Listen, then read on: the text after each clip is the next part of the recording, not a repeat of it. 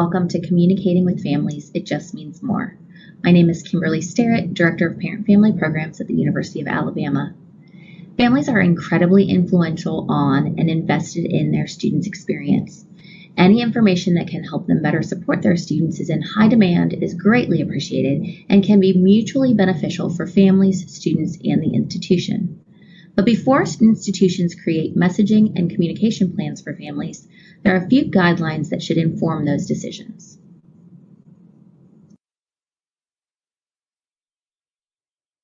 It is important to first acknowledge that families have been their students' go-to expert throughout the K-12 experience. When they encounter an obstacle, are confused, or just hit a minor bump in the road, students are more likely to call their family first than seek out the campus resource that would help them. I often say that families are their students' Olivia Pope, or for my non-scandal fans, families have been their students' fixer for 18 years. The student would fall, the family member applied the Band-Aid. The student had issues in class, the family member talked to the teacher. As students enter the university, families have to transition from the fixer role to a coach role. Communication should model what familial support looks like in a coaching role in order to support families through this transition. Institutions must partner with and be on the same page as families to support students toward success. If students receive messages from their families that conflict with the messages they receive from the university, that can be detrimental to their success. Families cannot mirror university messaging if the university doesn't loop them in. Families, if well-informed and well-engaged, can also be amazing recruiters and sustaining donors.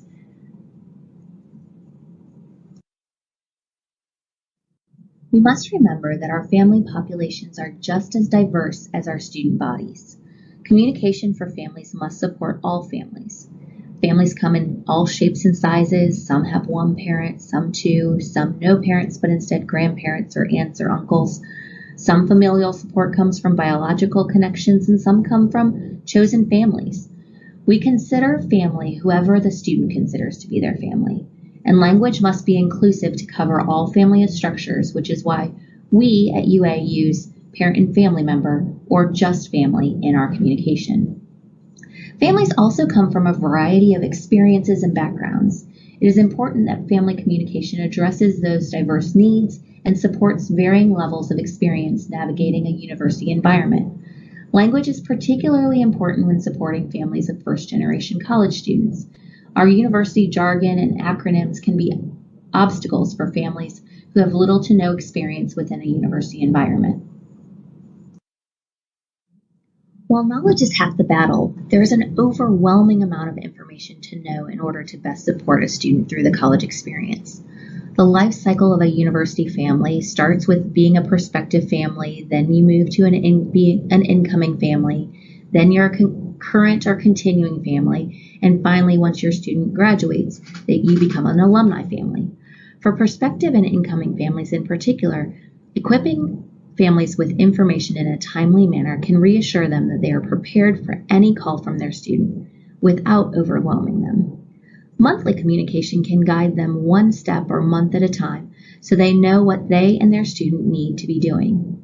Continuing families need additional information to support their students through potential second-year slumps, getting into their major courses, preparing for grad school or the job search, etc.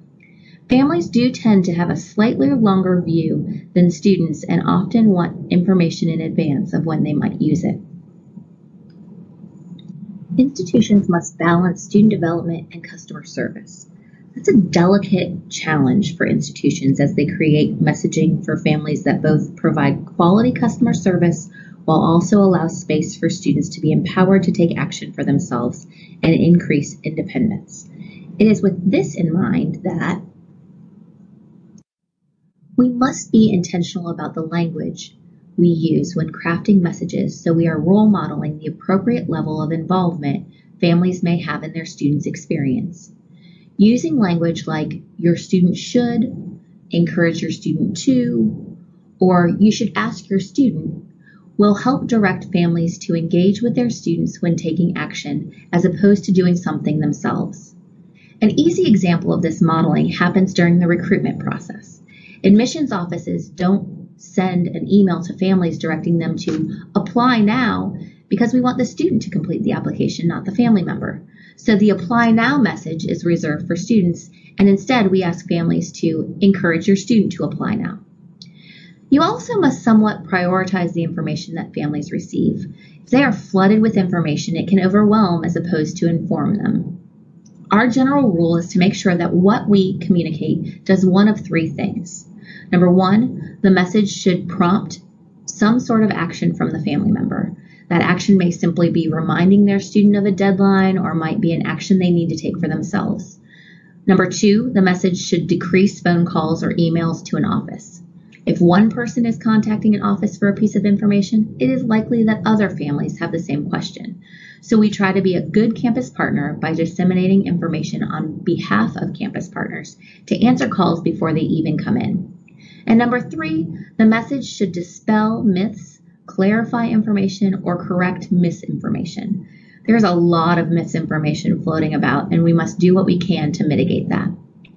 We disseminate very little information that does not meet one of these three criteria. What we know about families of Gen Z students is that they lack trust in the company line and therefore turn to each other for information, right or wrong. I'll talk more about that when we discuss social media. They also seek customized communication in both content and delivery. One size does not fit all for this generation. We must offer information in a variety of ways, and families will engage with the method that best meets their needs, preferences, and sometimes learning styles, if we want families to retain the information. At UA, there are a variety of avenues through which we keep families informed and engaged. Our primary multifunction tool is the UA Crimson Connection. Some of your campuses have a similar communication platform that is hosted through Campus ESP as well.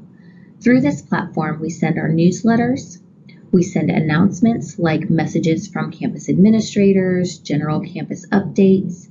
We include a calendar of events for both students and families. We have resource links that are frequented by family members. And this year, our parent and family orientation content is located within the UA Crimson Connection. We also solicit information from campus partners to promote their programs and services to students through their families.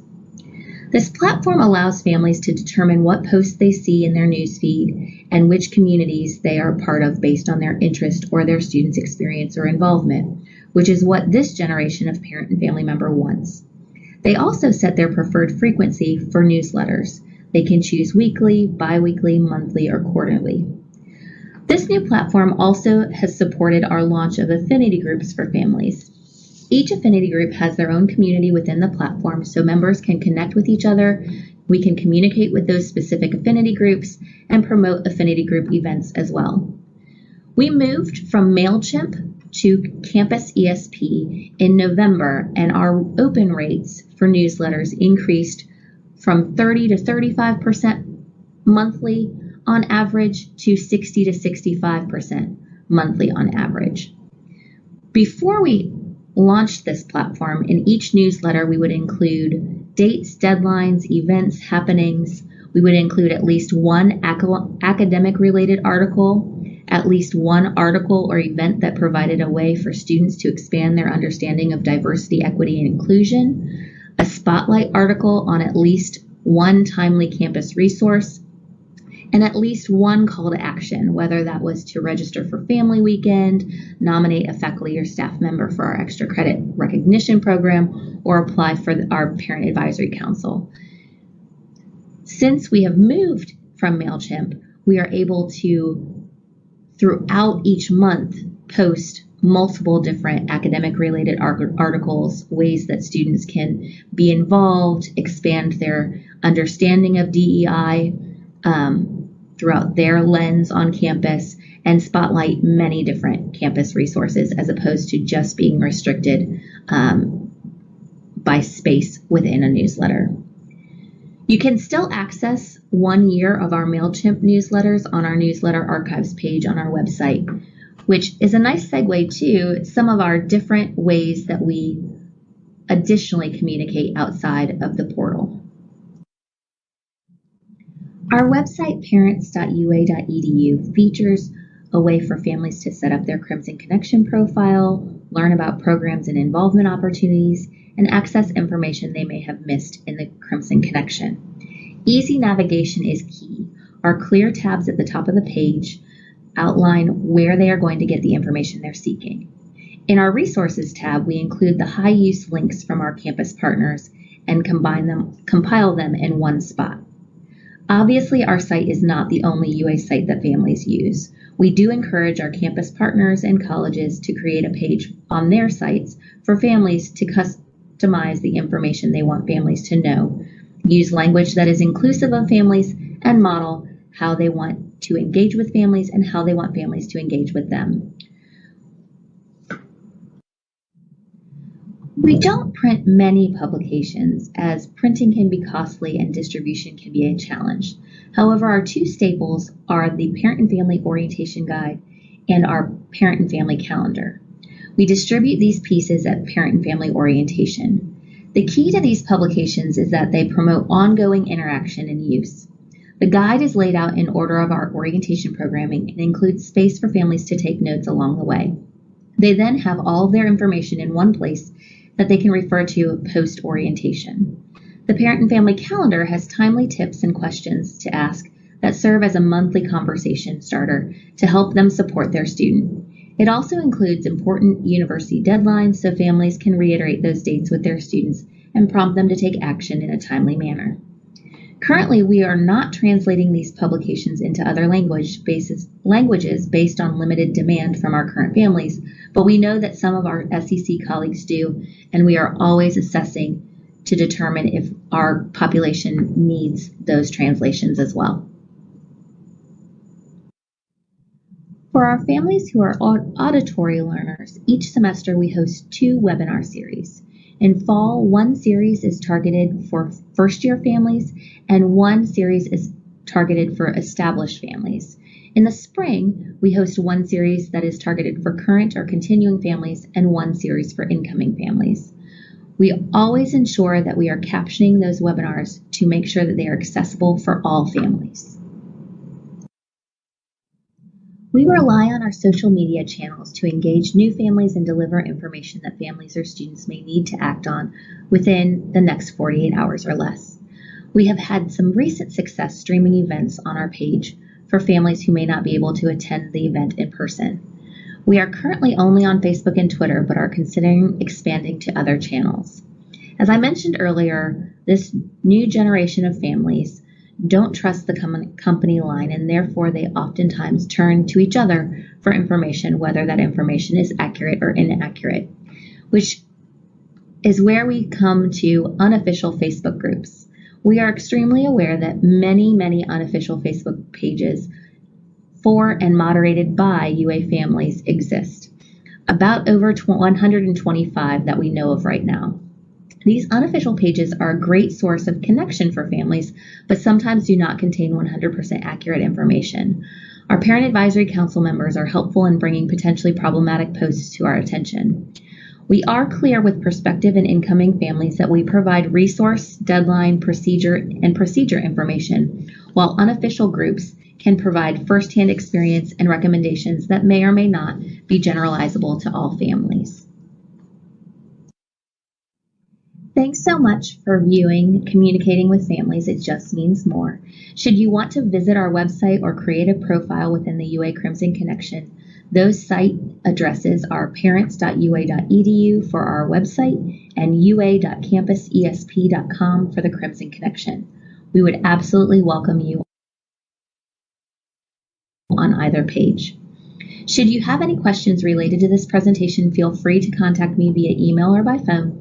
Thank you so much for viewing. Have a great day, and roll Tide.